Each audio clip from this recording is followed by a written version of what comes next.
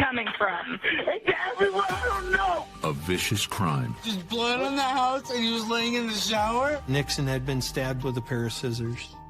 His partner, overcome with grief. Baba!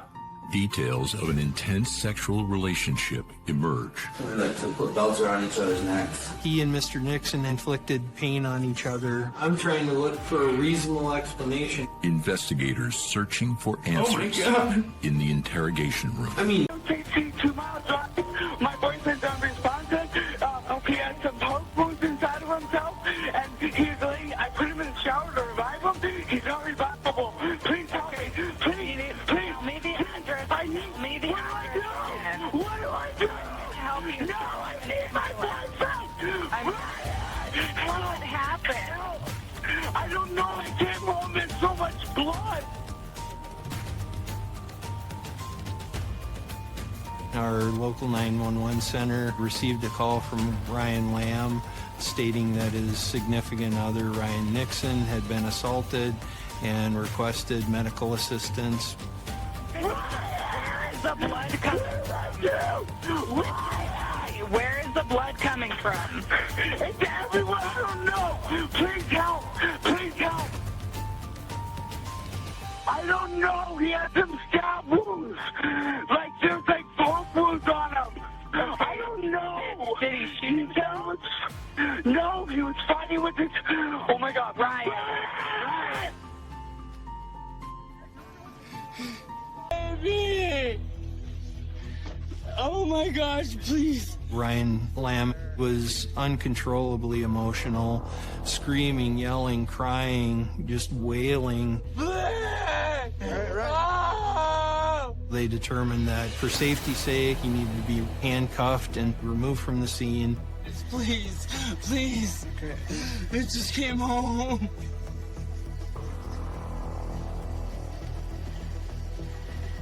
He said that the apartment was in disarray. It appeared as if there had been some sort of altercation. There was blood on the bed, blood on the floor. You could see footmarks and fingerprints on the linoleum. Once they got into the bathroom, they found Ryan Nixon in the bathtub in a semi-seated position with the water running. I think he was only clothed in his underwear. Mr. Lamb had reported that Mr. Nixon had poke holes in him. We later learned that those were the result of being stabbed with a pair of scissors that we found in the residence. Ultimately, it was determined that Ryan Nixon was deceased.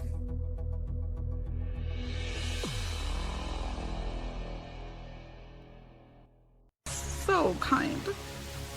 So kind. He had a big heart. I wouldn't want anyone else to grow up with. I have 3 children that he loved tremendously. They talk to their Uncle Ryan all the time. I talk to him all the time. He would do anything for me, and I would do anything for him. He was literally my ride or die. He was working at a local restaurant in Kalispell, Montana. He loved to cook, which he got that from my mom. I see him standing in my kitchen cooking, and he sang, oh God, but he sang out of tune. He would take a spoonful of something, here, taste this, taste this, taste this. And you tell him, no, I don't want to taste it. You finish cooking it or whatever, and then I'll taste it. No, taste this. He was always a jokester. He'd like to hide behind the doors and jump out and scare you and stuff. Ryan Edward Nixon was 31 years old when he passed away. And really after that, life kind of became a blur. I remember things moving around me and things happening, but as far as exactly what it was, and I'm still kind of to that point. I mean, I'm trying to get along with life every day, but some days are harder than others. Some days I don't do at all. Trying to deal with it, and a lot of it I haven't got to deal with. No, I don't want to do what my mind says, and I got to control it, and I miss my son.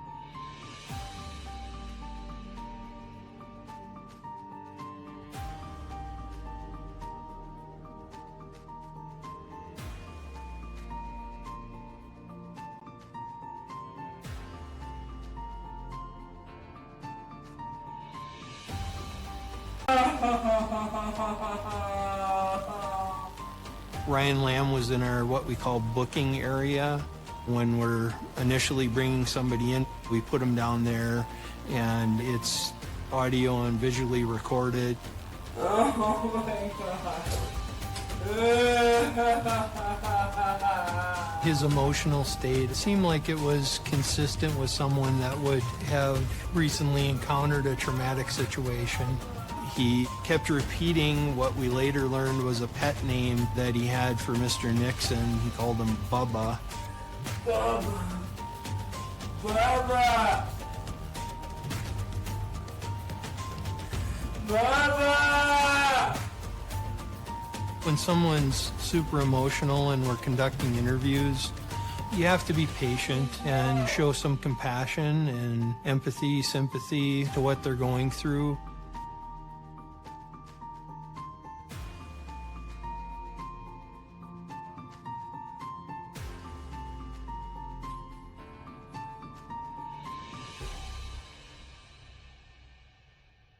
I approached it from a finish. I just recall like coming in and there was like blood all over this dude and I thought he was like cracked his nose or something. And I go in and he was laying right on the kitchen.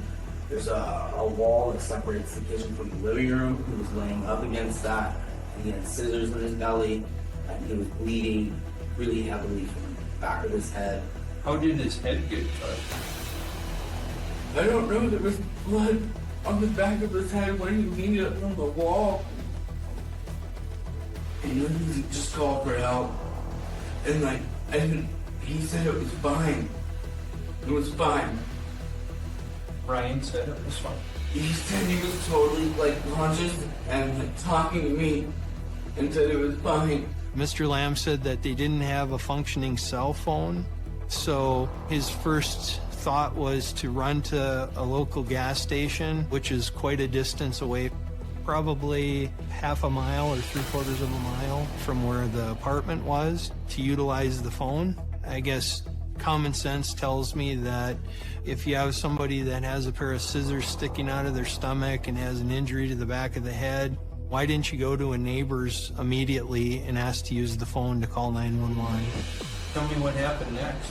I tried to call my dad, because he works at the hospital. Yep. And he would know what the severity is, and I tried to call my mom. Lamb's accounting of what took place, there were a lot of strange occurrences. Why would you be calling your parents in an emergent situation when you described that, you know, he's got blood gushing out of his stomach?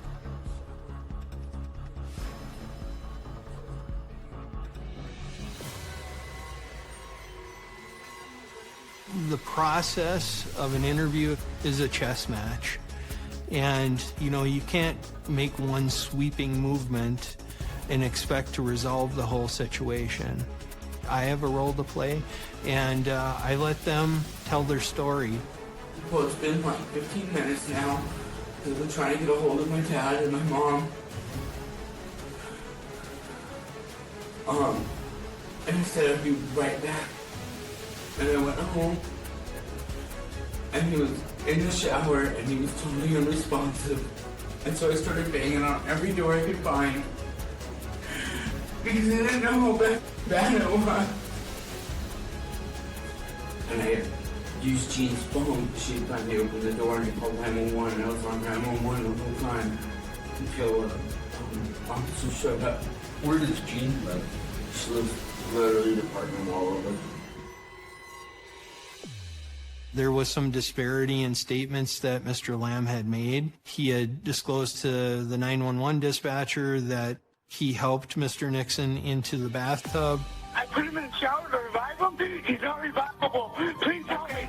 And then later on in the interview with me, he said when he returned from the gas station, Mr. Nixon was already in the tub. And I went home, and he was in the shower, and he was totally unresponsive.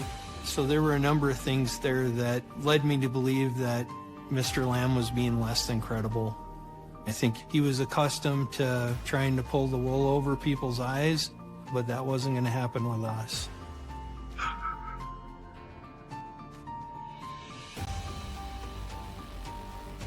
Good evening. We begin tonight in Kalispell, where one man is dead after an apparent stabbing early this morning. The victim's name is not being released at this time, pending family notification. On August 5th, 2018, I got a phone call from my mom. She was crying. She's like, Ryan was hurt badly, that the paramedics were working on him, that there was blood everywhere. The minute I hung up the phone with my mom, I knew in my soul, I knew my brother was dead.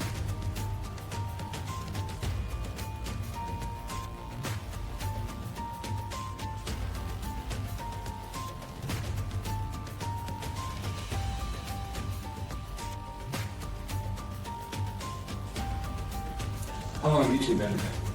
300 years. How did you meet? You came to my house.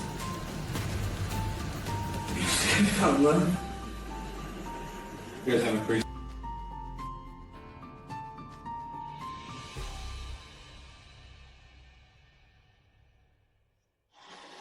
I just got home from work. Home. Yeah, it happened. Like, he's been fighting with his ex from Libby. Mr. Lamb was claiming it was somebody else that had done this. He disclosed to one of the patrol officers that he had seen, or there was some information. A couple of days, Ryan had mentioned that some old ghosts of the past are coming up. Initially, you told the other officers that you saw David there fighting I with. never said I saw Dave fighting there with him. Never have I said that.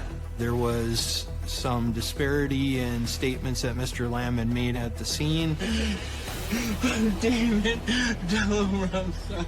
Stating he saw David De La Rosa do it, or David De La Rosa was there. He was refuting that once he was in the booking area. It caused some consternation with Mr. Lamb. So I wanted to back away from that, because from an interview standpoint, it can be hugely detrimental if you start accusing somebody. So Ryan, the other thing, I noticed you have some Ryan's blood on you. Yeah, it was, I tried to revive him. Okay. Because he was spitting blood out of his mouth, and so he said he was fine, and I ran to Michael, spoke using the phone, and I called my mom who works at the hospital, I called my dad who works at the hospital. He was very animated with the hand slapping, and like he was trying to make a point, and methodically going through the steps of what he was talking about. The reason that we're concerned is based on what you're telling us. There's a potential that this David De La Rosa's blood is intermingled with that, okay? And if that's the case, we want to collect that stuff so that way we have it as evidence, okay? Okay. His reaction and the way he was speaking and stuff changed when I brought up the idea of collecting the blood. His elbows are on his knees there. He's a little more hunched over. He's way more subdued. I would say that it was a moment of recognition for him. He probably realized that we weren't just gonna go with it and accept his story. Okay. David De La Rosa. Do you know where we can find David at? Give me that location where we do 5 minutes with him. What would you do to him? Nothing. Nothing you guys need to do.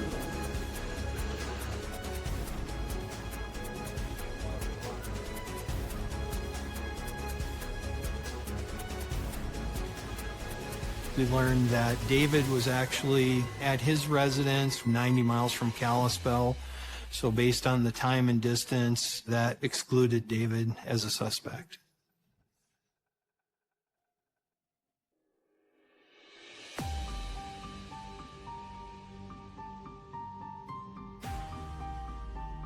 Oh no!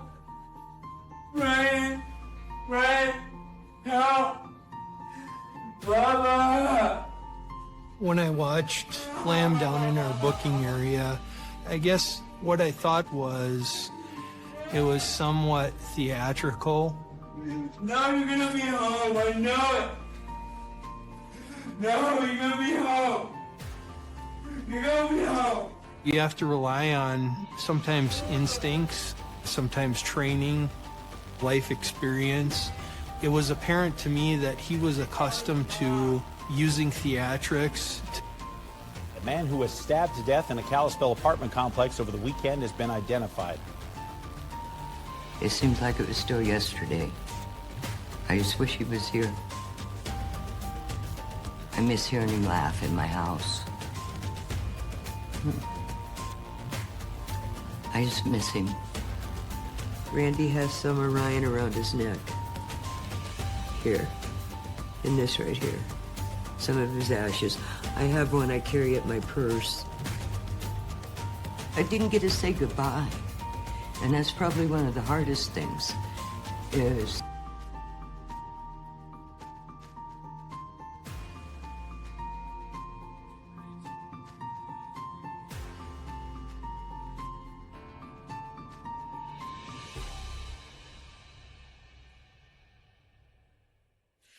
What do you got on the inside of your shirt there? It looks like you got... Oh, it's from other night. At least one of the patrol officers that had interaction with Lamb and myself recognized that there were some marks on his chest and abdomen.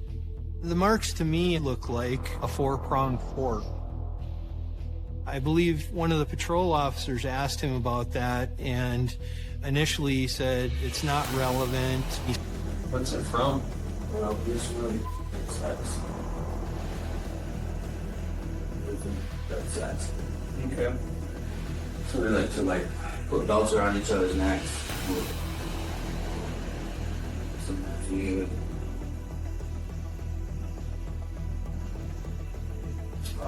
immobilize, completely restrain the other one. That's what we're into. He divulged additional information regarding sexual acts that he and Mr. Nixon had engaged in. I suspect it was because he thought maybe it would take me off guard and shock me, and then I would switch gears and not talk about that subject any further. So I conveyed to Mr. Lamb, this isn't the first time that I've heard about these types of things. Not too much shocks or surprises me.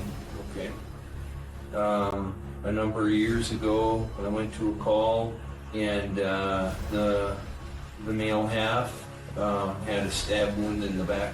What they had heard was that if you inflict a little pain during the sexual encounter, that it intensifies things. My goal in sharing the story about the other couple was to, I guess, explain to Mr. Lamb that whatever he chose to share with me, I wasn't going to judge him for it.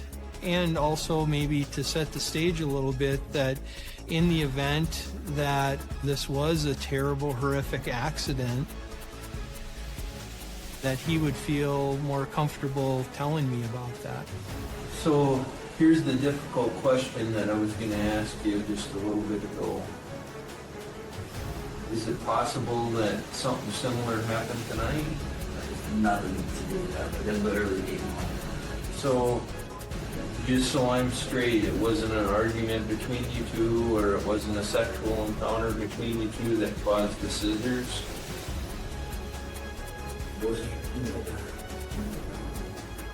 What do you mean by that? Well, I have to ask you if you're the one that stabbed Brian. Okay? No. Forgive me, I have to ask. Crazy.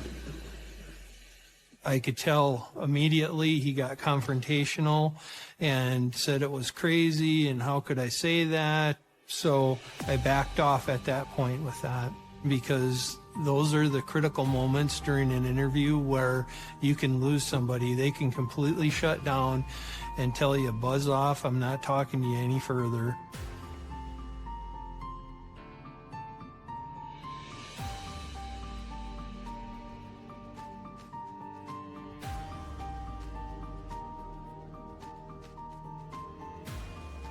One of the neighbors upstairs to Nixon's apartment told me that she heard two people arguing. One of the voices said, "You stabbed me in the chest." The other voice said, "Well, you stabbed me with a fork." Obviously, that was significant to me because Lamb had fork marks on his chest and abdomen, and Nixon had been stabbed in the chest with a pair of scissors. Learning that information, as well as other things that I'd gleaned from the interview, I was fairly confident that Lamb had played a role in Mr. Nixon. I went back over to the apartment there and took a look at things. I'm trying to look for a reasonable explanation how this could have happened.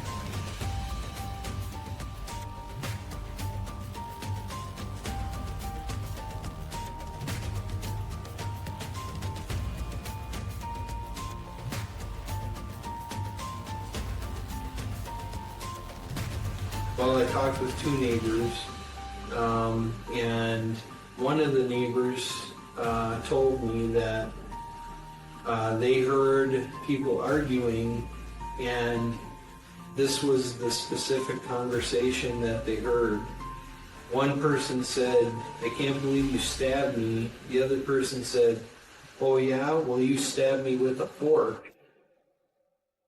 Obviously, he had fork marks on his chest. To me, this is a huge, huge moment, just to see what his reaction is and what he's gonna offer as a possible explanation to it.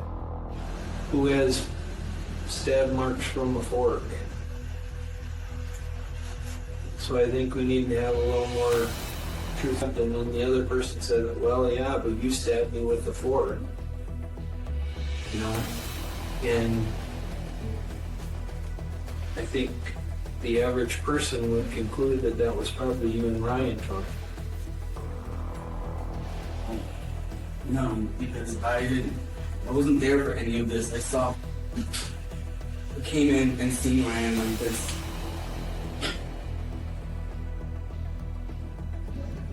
This is so...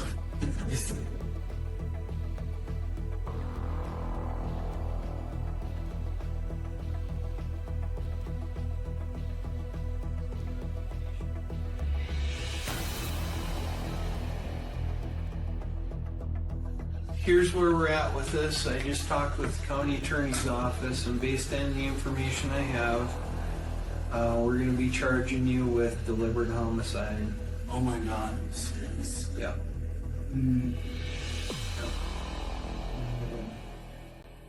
Whoa. Whoa. Whoa. No way. Yeah. Oh my gosh. I think that Mr. Lamb's reaction, he was legitimately shocked. I think that he thought he could throw up some smoke and mirrors and he'd be walking out of the back door of the police department that day. Say now that would alter what I'm being charged with? Yes, absolutely. I can't give you ideas, you know, I mean, we've talked about different scenarios, you know. I mean, the truth is always a good option.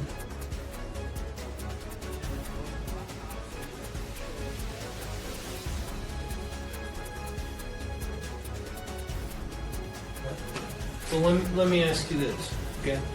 This is a big question, okay? Do you trust me? Do you trust that I'm going to do the right thing? Okay. Do you think I've lied to you today? No. Okay. Do you think I've tried to manipulate you? No. Okay. So if that level of trust exists, okay, then why don't you tell me what happened and we'll work through it. At that point, I've paired myself with Lamb. When I told him, if you trust me, I want you to tell me what happened and we will work through it. So that way it's not adversarial. I'm not against him. We're on the same side, and the same side is about truth. But here's the thing, is that I gotta have 100% truth, okay? It can't be bits and pieces and then come back and a few more times, because we've kind of already done that. I know. You know? So, I think I was so scared. That's the way it looks. Like, it looks like... I'm so scared of that. Yep. Go ahead and just charge him with that. And I'm just like, it's shot. Okay. Like, it's so not.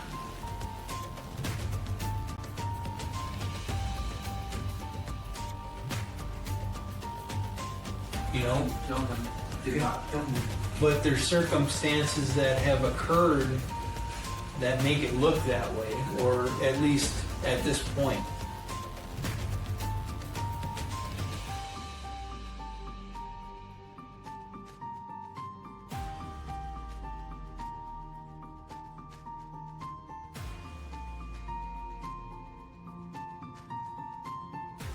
Ryan Lamb is walking back and forth, pacing back and forth. Many police officers would demand that he sit down. It's a safety concern. I don't want you pacing back and forth. You're making me nervous. Sit down. And what would happen is he'd shut down. He wouldn't talk. Oh my gosh. Oh my gosh. Thank you. Okay. No intentions, no plans to kill or hurt him. Try and figure out what can I tell the officer, whether it's semi-factual, factual, or completely contrived, to get myself out of this situation. If you tell me what happened, you know, we're both going to take a deep breath. Just wait a minute. Okay? So help me understand. And be like,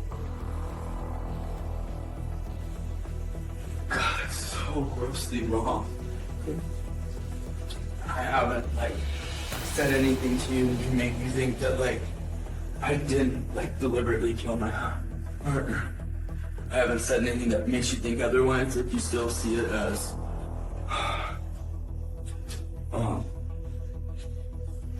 deliberate homicide. As the interview ebbed and flowed, it's not uncommon for people who've committed crimes to try and distance themselves from the scenario, even when it gets to a point where there's no refuting that they were involved. They'll try and minimize their involvement in it or offer a varying shade of what took place. Well, Brian, like, fell in the shower and hit his head. That would make I'm still getting charged with deliberate homicide then? No, not necessarily. He's trying to mitigate what the consequences are going to be for him. Obviously, from an investigative standpoint, I want the truth. Don't float theories to me. Either you're going to tell me the truth or we're done. I'm begging you here, please explain to me what happened so I have a clear picture, you know, of what took place. You know, I can see where you know, I say, well, were you guys arguing then? And you say, no, we weren't. Okay, well, I can see another avenue, another option that it could exist based on what you've told me about your guys' sex life. You know? It makes sense. Yeah. We like to push each other to the limit. The violent sex scenario was there. It was an option. I wanted to know specifically how it took place. You know, fill in the gaps for me. He was poking me with the fork. It was getting hotter and hotter. It gotten really hard right there in the nipple. Okay. Like really, really hard. Okay. He wanted to use the scissors on me. And I was too scared. I just wanted him to keep talking. Every exchange, there was a little bit more and a little bit more. I think that mentally, he was just preparing himself for it. Psychologically, he had to overcome whatever hurdles he had in his mind. I mean, you know what murder is. Yes. You know? Dude, I didn't know murder. Okay. Did you do anything that you think would have caused his death? No. Okay. No, I really don't.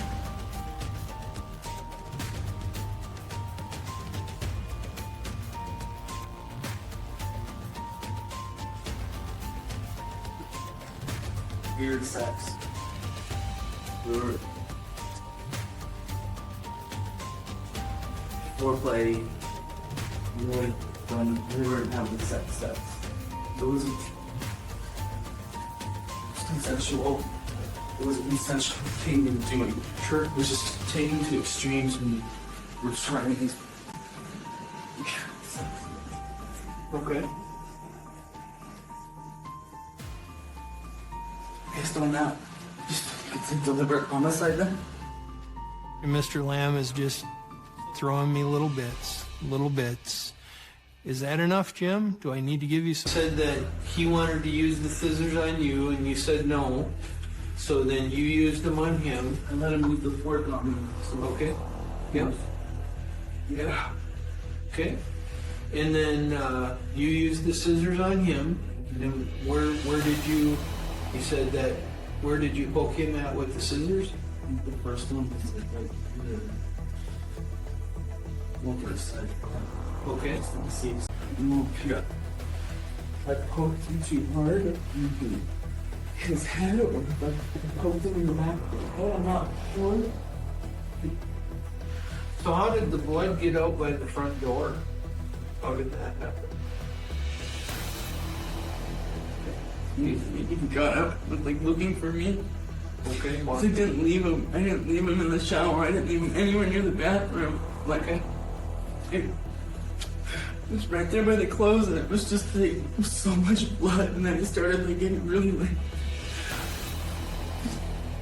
on the back of his head right there. But I thought he had like banged his head, or maybe I poked him in the neck or something. When he confessed to killing Mr. Nixon, it was somewhat of a relief for him. It probably not like triggering me to get some information. Like, I really, this is such like an accident. It's gone like so bad. Okay. Is there anything that you're leaving out that you haven't told me?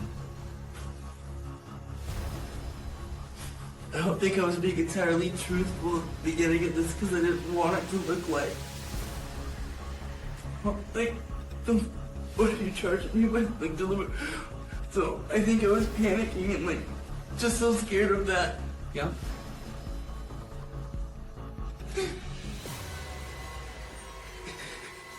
The confession is one of the few times that I'm seeing some true emotion from him, that it's not orchestrated. Mr. Lamb admits that he lied, and the reason he lied is because he was fearful of the consequences. Oh my God.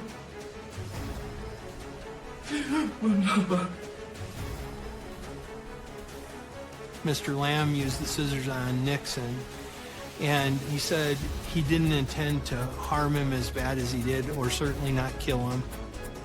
Based on the information I had learned through the investigation, had Ryan Lamb called for help sooner, there was a possibility that Ryan Nixon could have been saved.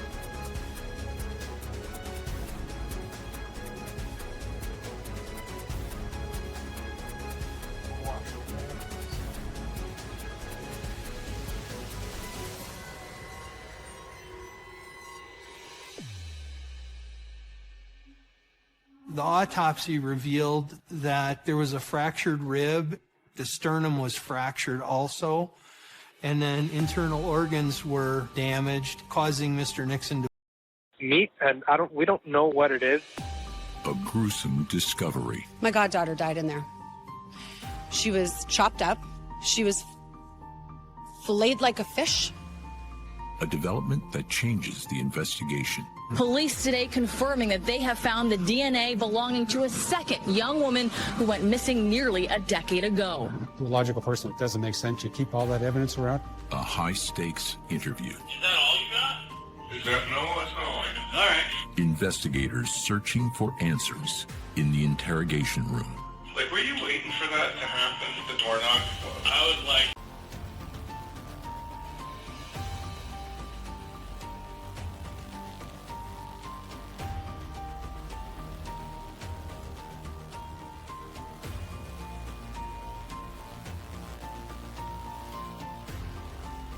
She was described as having some sort of a mental episode. The mother Made a decision to take her up to the hospital and have her checked. The mother and daughter that brought her there left, leaving Rory in the care of the hospital.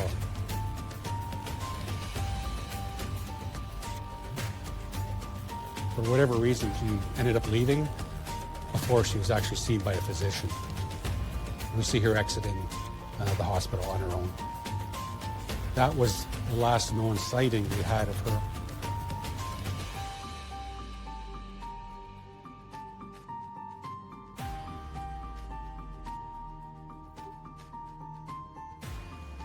I went over to her apartment. Nothing had changed. She hadn't been there. Nobody had heard from her. I realized something's wrong. Terribly, terribly wrong. And I had a really bad feeling.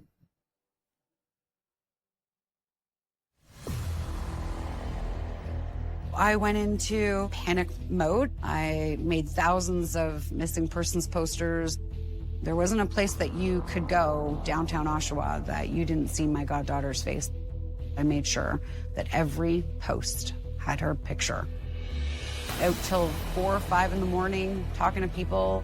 You don't think about that environment, you just think about finding your little girl.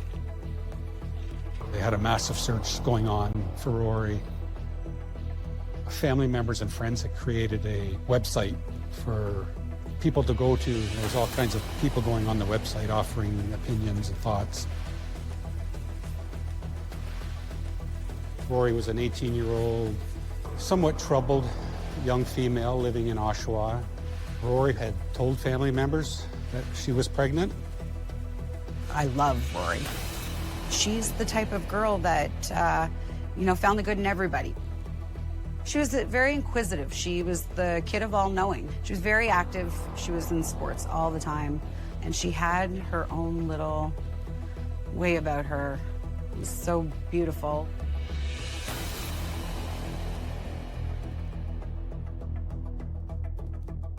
On the 11th of September, 2017, we received a call from some fishermen that were down on the pier. They saw something in the water, and they thought at first it was a turkey carcass, and they began to cast their spoons. But once it landed on the cement pier, it became pretty apparent that it was the torso of a female. I arrived there maybe just after 9. It's not what I expected to see as far as the dismemberment. It was clearly not an accident.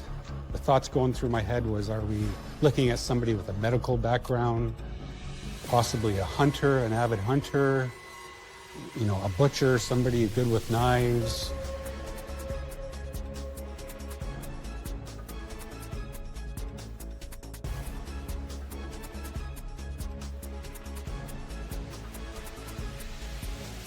The community were coming up with a lot of their own theories and their own speculation and their own conclusion as to what happened.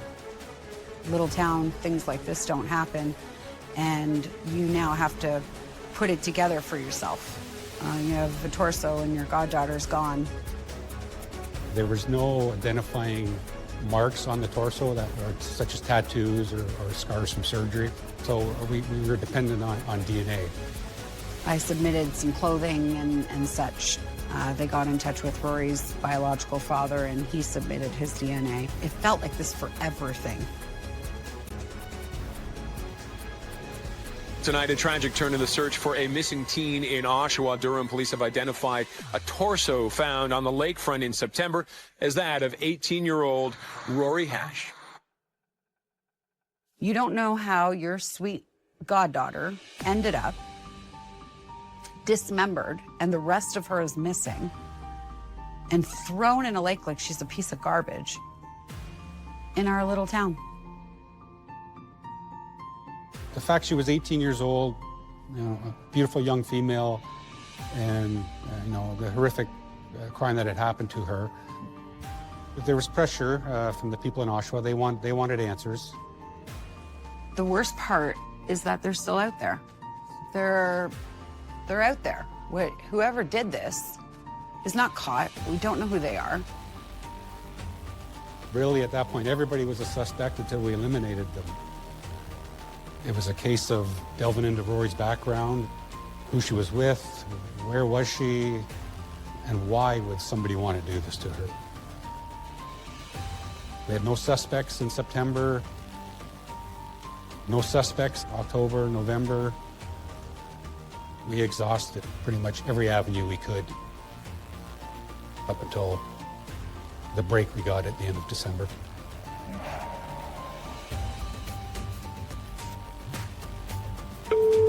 Communications.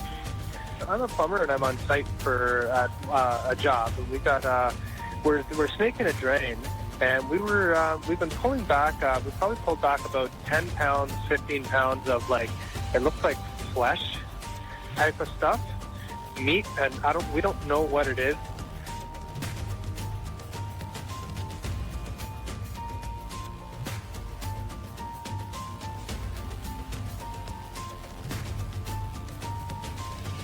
The issue started several days before. He didn't want any plumbers called. He tried snaking the drain himself. He was taking efforts to fix it. By the 29th, it was getting so bad. The smell, the pipes were backing up into the people's bathtubs.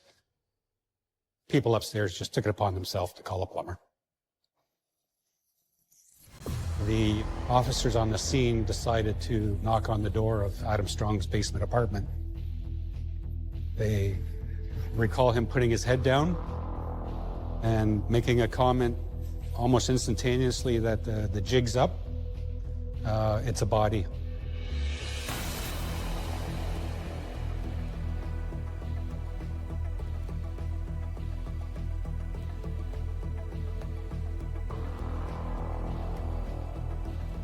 He commented to the arresting officer, if you want the rest of her, she's in my freezer, and she's pretty defleshed. And there was, in fact, was somebody in the freezer, as Adam said.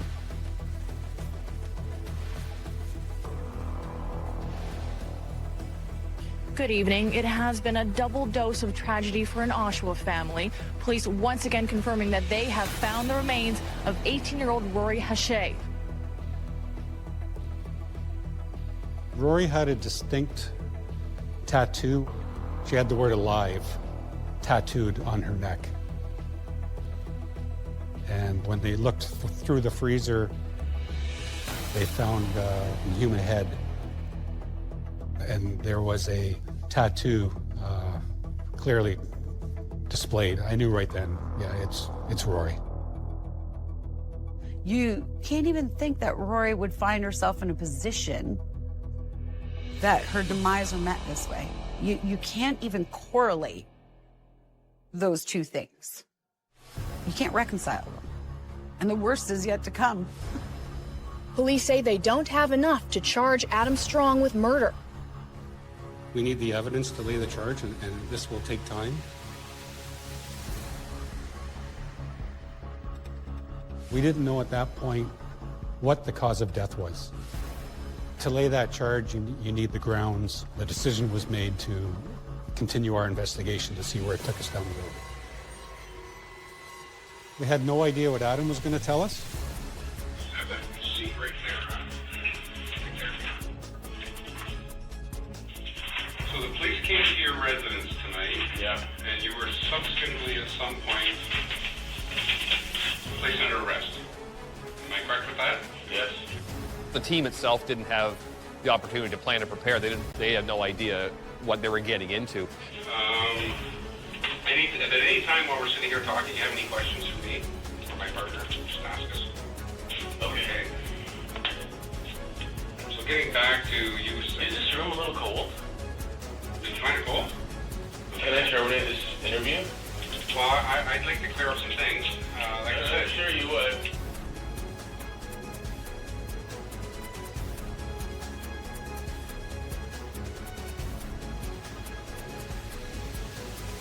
My goddaughter died in there. She was chopped up. She was filleted like a fish. And she was dispersed in the most horrendous way. The 18-year-old was last seen alive in August. Her torso was found in the Oshawa Harbor a month later. Then, the grisly discovery of more of Hachey's remains in the basement apartment of this house on McMillan Drive.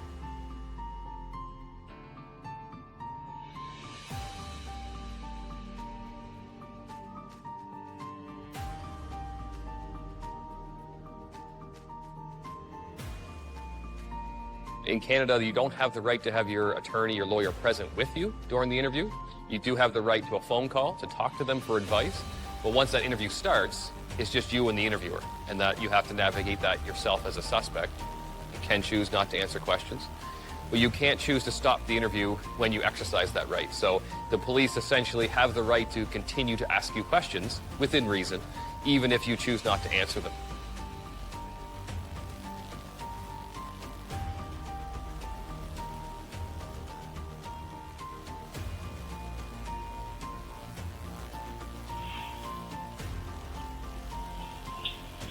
You said to the officers, if you're looking for the rest of her, you'll find her in the freezer.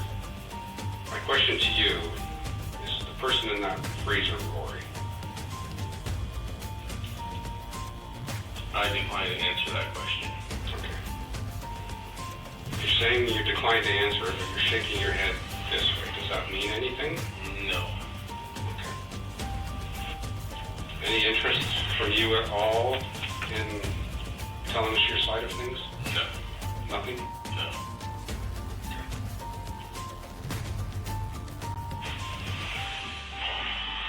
All right.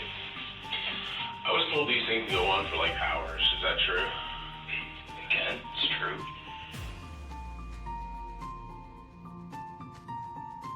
When we walked in the room, I thought he would be nervous. You know, being placed under arrest with the body parts of a young female in your freezer, but he was as calm as a cucumber, which I didn't expect. We've been dealing with that family since September. Very traumatic, very emotional, having a tough time dealing with it. We're trying to bring closure to that family as best we can, but it's been a struggle. Can I get back against the no, not a Kleenex. Can I be on the table there? Sure, can. Not be on the table, just sure. Yeah, thank you. When he started feeling the pressure, he would do certain things to relieve the pressure. He changed the subject quickly. What do you think right now, Adam? Wish I was scuba diving. Yeah. Like being in here, is there weight off your shoulders right now? Did you feel like you're not no weight off your shoulders? It was just. Can I get a result even from a tap on this? Yeah. He'll talk about any subject under the sun, except for the reason why he's sitting across from us. That's just the way Adam's wired. I have movies from the library that need to be read. I know that seems trivial. I know it does. It's very trivial right now, I can tell you. Thanks. That is the last thing on my mind right now. How did you know Rory? I'm not saying anything, I'm sorry. Okay. Did you kill Rory? Sorry, I'm not saying anything.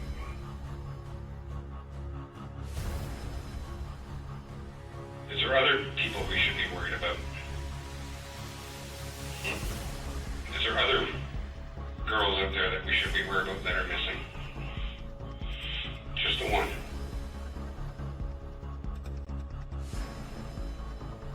I was pretty confident we had the evidence for the indignity. However, our goal was to find out what happened to Rory, what caused her death. It was strongly believed that Adam either was involved or caused it or knew what happened to her. He clearly wanted to engage in conversation, just not about the reason why he was there.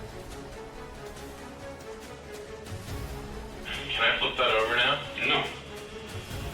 I want you to look at that. I did look at it. Yeah. And it's going to stay there. Okay. All right. Now I'm not going to look at it anymore. No, you don't have to. I'm not going to.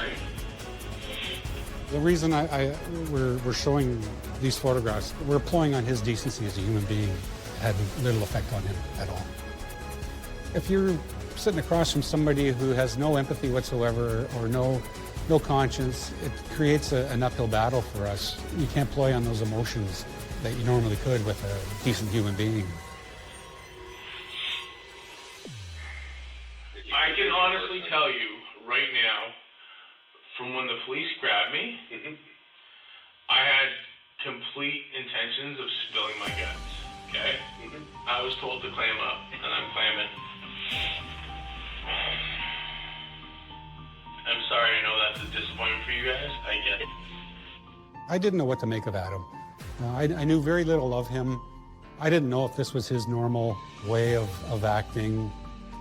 If I had known then what I know now about Adam Strong, it was clearly a game for him. What if you, Adam?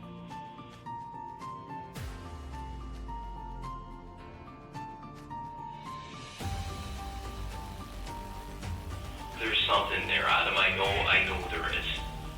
I'm willing to answer that question. Yeah. You're willing to answer it? I'm willing. Yeah. Sorry.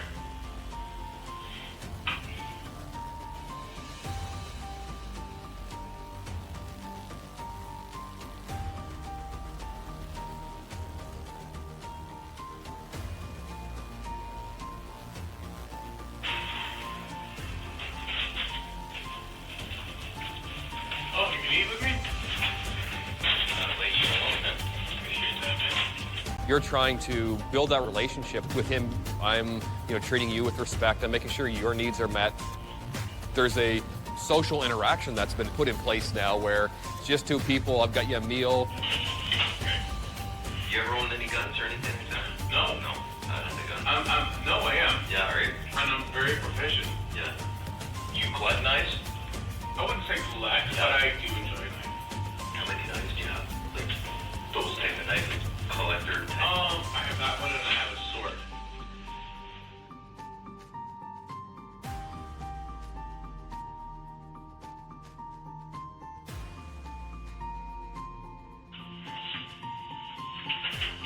What's that all about? The actors still love it in there. Rory's DNA, would it be on that? No. No. It's not gonna be there. I appreciate you. Feel free to check. After 3 hours of doing it, it was clear we weren't going to get anywhere. We were just going in circles. Obviously, you don't care enough to help. Are the tissue softener needed? Why, do you want some? No, I'm good. Yeah. Let's just shut it down now. We could have sat there for another 3 or 6 hours. I don't think we were going to get any different results. Right, well, you know what? We'll walk you back.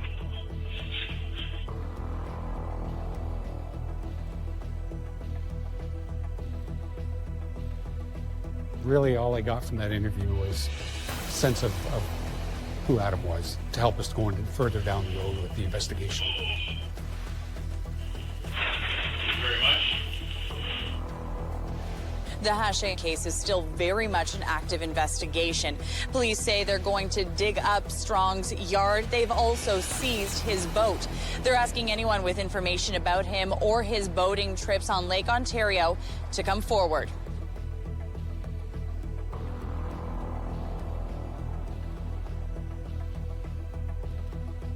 Adam Strong was not on the police radar. He hadn't worked in several years. He would bounce around from job to job to job, from speaking with his close friends. The men had a different perspective of Adam than the women did. The girls painted a picture of Adam very sadistic sexually, was into bondage, violent sexual behavior, very dominating type person. You talk to the male side of things for his friends, and the majority of them would describe him as the kind of guy that would give you the shirt off his back, would give you his last dollar, would let you stay at his place if you had nowhere to live. Police describing the crime scene at this home on McMillan Drive as extensive. So much so, they've applied for a 30-day extension on the original warrant. It was the worst apartment I've ever been in for clutter and dirt and mess. You could barely move because of a few little walkways in there. There was a number of sex toys located in the apartment, restraining devices, handcuffs, and whatnot.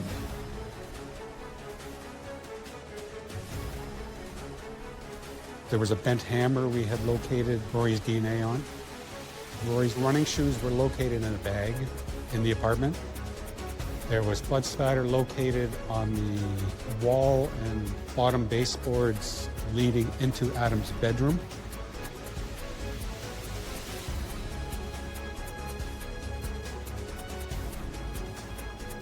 That knife's only designed for one use and one use only. It's a knife used by hunters for gutting and skinning animals. To a logical person, it doesn't make sense to keep all that evidence around, but it seemed to be the way Adam thought. The DNA that was located on that knife, it wasn't through blood. It was tissue-like material. We sent that knife off for analysis. We received the results back. That knife contained the DNA of a second female.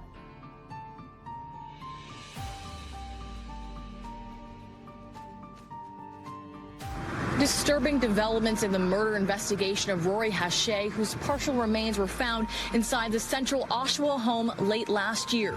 Police today confirming that they have found the DNA belonging to a second young woman who went missing nearly a decade ago.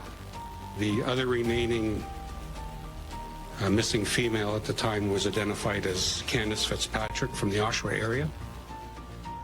The second victim was a 19-year-old female who went missing in 2008, and very much like Rory, she was out of the house on her own. Both victims were in their late teens, and both victims were more of a petite build, longer, brown hair. Almost a splitting image of each other. She went missing 10 years prior, and Adam went undetected for 10 years. It makes the hair on the back of your neck stand up. Strong is now charged with first-degree murder in Hache's death, as well as the death of 18-year-old Candace Fitzpatrick.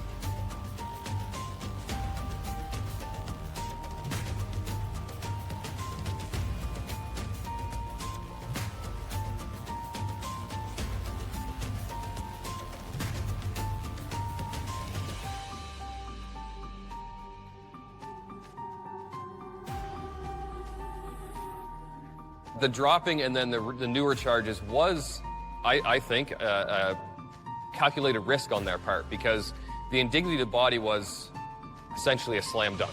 There's no evidence to suggest or to prove that he premeditated killing the victim. There's no suggestion that it wasn't just, for example, an accident. That does put a lot of pressure on that interview, because this is essentially the one opportunity you're going to have to sit down with Strong and gather what you can gather. And if you don't, there's a very real risk that he is set free, essentially.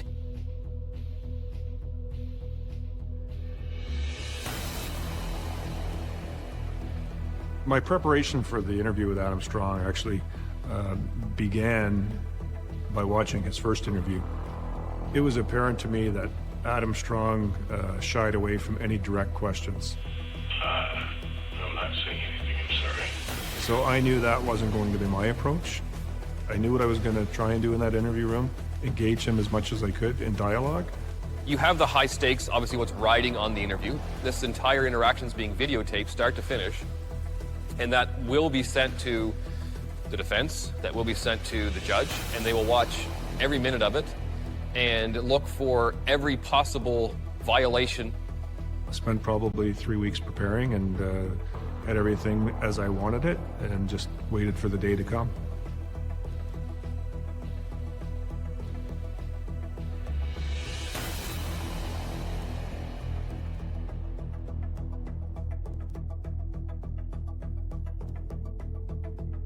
I certainly felt some pressure. The reality is, if there was no conviction, then he was a free man.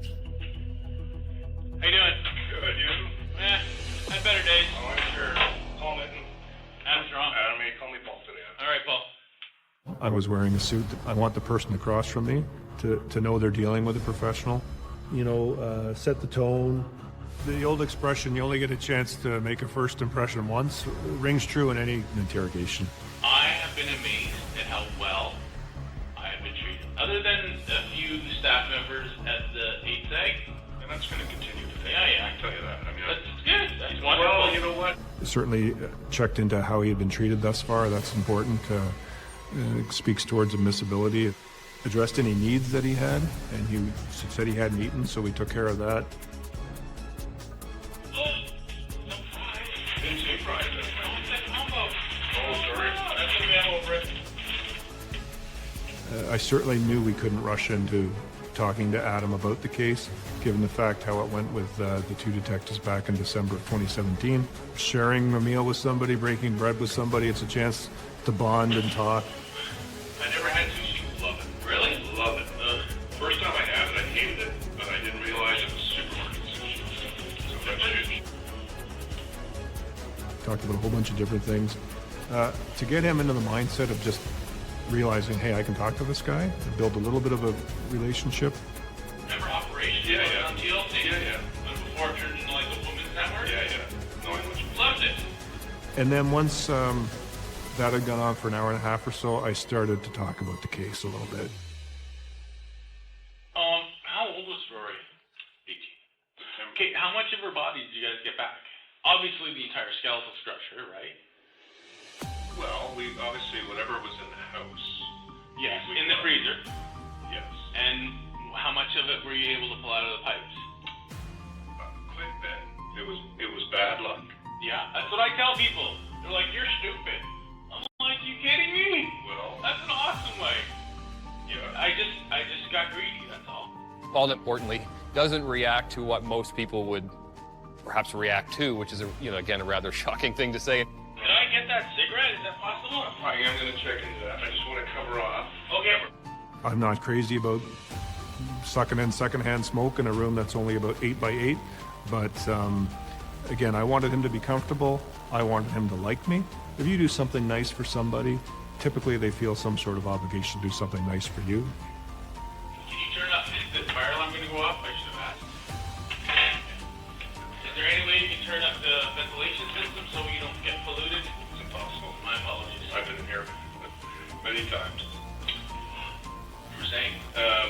So the team gets put together, and like I said, last seen Rory August 3rd. Okay. Torso pops up, unknown female. September 11th. Yeah, she said she knew in her bones that it was her daughter. I read that in an article. Mother's into it. She also swears that her mother's been in the news many times. It's not just my daughter, it's my unborn grandchild that was murdered too. And she's adamant that she was not pregnant. Her mom is, I think part of the hate on her. I don't want to go into how I know, but I know. But, according to her mom, she was pregnant. I couldn't be any more sure than someone who did an autopsy. Okay. She was not pregnant. I would bet my life. Not that matters. Anyway. But you know what to look for. I wouldn't know what to look for. I didn't see a baby. Okay. Done. Okay. Like, there's no way of getting around that I chopped her up. There's no way. And I understand. But I had to cut all that stuff up. I held her entire reproductive system in my hand. Thank you for telling me that. Okay. I did shake his hand at that point, and that can go either way. That's a kind of a gamble on my part doing that. I wanted to thank him for making an admission. It's one of the first times that Adam has moved from, maybe I don't want to talk about that, or let's leave it at that, to actually disclosing something he perhaps wasn't intending on saying. I can't waver when somebody does tell you something shocking. You really can't react. I I said I would have dumped her in 600 feet of water and she would have never come up. Okay. Every time there was a little bit of information given to me, maybe even unknowingly by Adam Strong, inside I was giving myself a little fist pump, only because I thought we were advancing the case a little bit here.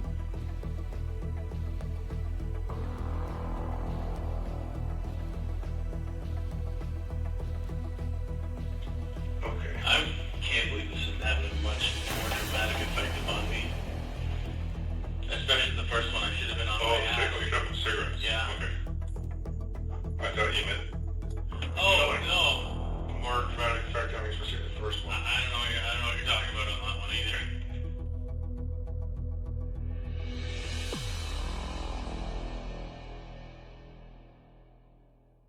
The whole purpose of laying out that evidence presentation is to make him aware that the case is built against him, with the goal of maybe him making the person across from you realize, oh my God, they got way more than I thought they got. Is there stuff you don't want me to see? Oh, yeah, of course. It basically started with a case overview. You know, basically, I think my first slide was a picture of the two victims. You know, healthy-looking pictures from the media, like that their families would have provided. The next picture would have been a headline about the torso being found. I had a slide in there about statements that Adam made to the police when they came to his door. Like, were you waiting for that to happen, the door knock? I was like, am I gonna get away with this? Like, probably not. Yeah. Again, I would assume from the point the plumbing started, It was like, oh. Were you sleeping at night, or were you like, is it non-stop on your mind? I slept. So there was some photos of Rory's bruises, and I presented the photographs and asked Adam about them. Obviously, searched the apartment and found some things in there that lead us to believe that we have what caused that injury. Yeah?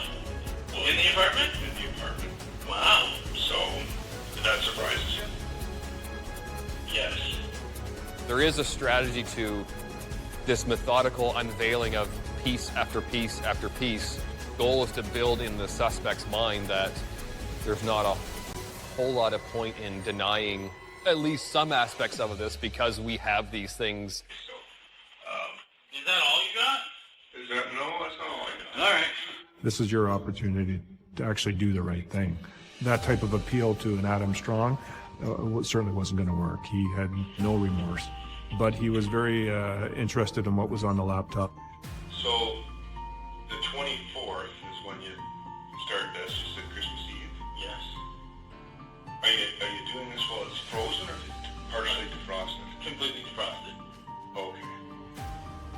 Now that would take several hours, wouldn't it? No, not bathtub full of hot water. Oh, okay. Like, within a couple hours? I wouldn't wager. I had to fill the bathtub up a few times. So that's Keep the water hot? Yes. Gotcha. I don't know if I should really be talking about that, but ultimately you do have me on the... There's no getting around that. Yep. And so, like, this was all one piece, and then this was all one piece. Yeah, sorry, man, I don't remember.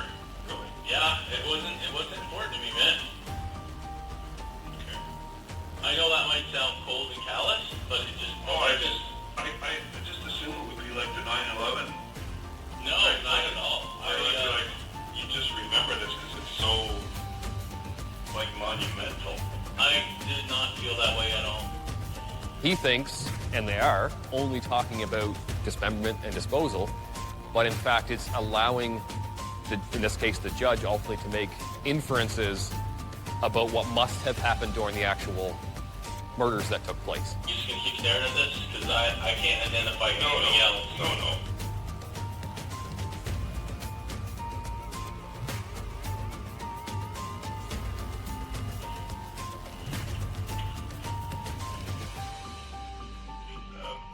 First of all, how you doing as far as... You still awake and... Oh, you good? Yeah, I'm okay. Because I know we've been in here a while. Yeah, and honestly, way past my bedtime. Yeah, you and me both, but... I mean, you're not... I'm not delirious. How's that? No, okay, good. So, I still have all my faculties. Yeah, good. His response was, I'm doing good, yeah. Good to keep going. That just, inside, I would give one of those little fist bumps right there because I know that's something that would be looked at in court. He was there because he still wanted to be. How come you got brought in? Are you just like a lead? No, you know what, I talked to you for okay, that's just it. Yeah, I did a lot of interviews, that's all. Like, if you never knew, like, you'd go to a beer with me, wouldn't you? Yeah.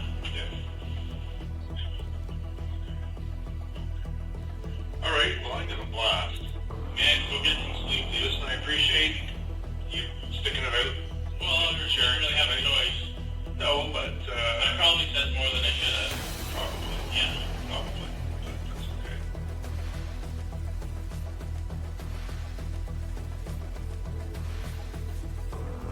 okay. He was still talking right up till the minute I shook his hand and left that room. I got no worries about, other than actually itself, the concrete slab. There was no clear confession where he said, this is how I killed so-and-so and this is how I killed so-and-so, but it was a series of inculpatory statements, and I think at the end of the day, I'm sure he wishes he hadn't said as much as he did.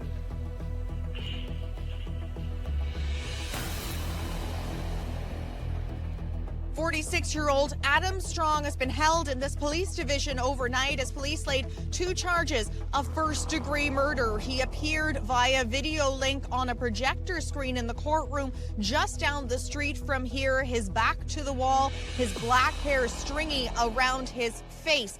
When asked, he said his name and then, "I'm tired, I just want to go to bed. I've been up all night. It's been a long day."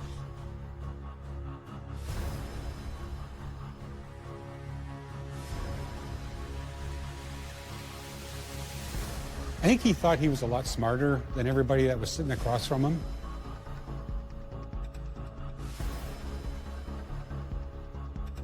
The judge watched the entire 12-hour interview, went through it, and the ruling came back quite clearly that Strong was well taken care of. He seemed comfortable. His needs were all met. There was no trickery. There was no oppression. This was essentially a slam dunk in terms of admissibility, which is rare for a 12-hour interview.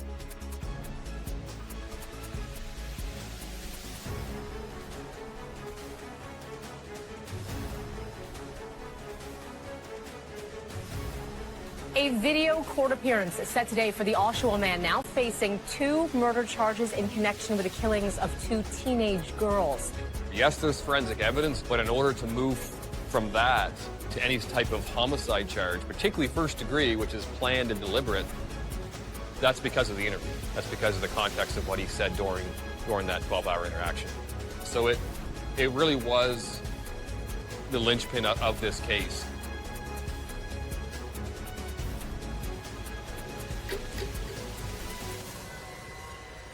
Adam Strong, guilty of first-degree murder and manslaughter, is now going away to prison for good.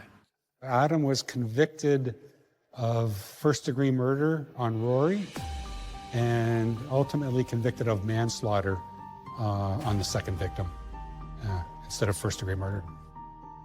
I think it was really to do with the lack of evidence on a murder. Detective Mitten and the investigative team got a first-degree murder charge and a manslaughter with no confession. He seemed shocked and put his head down. Maybe he thought he was going to be guilty on one, but not the other.